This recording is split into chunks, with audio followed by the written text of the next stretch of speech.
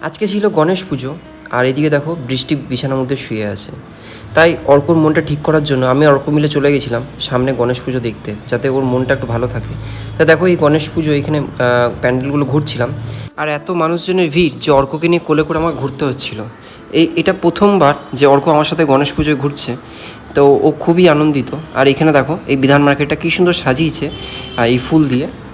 আর অনেকে জিজ্ঞেস করো আমরা কোথায় থাকি, আমরা থাকি শিলিগুড়িতে। আর তারপরে দেখো গণেশ পুজো দেখতে দেখতে অর্কবাবুর খিদে পেয়ে গেছিলো, ওইখানে চলে গেছিলাম মিয়া আমরে।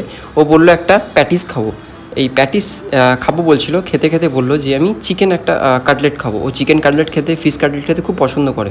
তাই ওর জন্য একটা কাটলেট কিনে নিয়ে ওকে খাওয়াতে লাগলাম। আর এখানে দেখো কত আনন্দ খেতে খেতে। ওর আহামরি এমন কিছু চাই না, ও ছোটো একটা পেস্ট্রি বা একটা কাটলেট এইসবইও খুশি। ও বাইরে কোনো রোল টোল খায় না খুব একটা।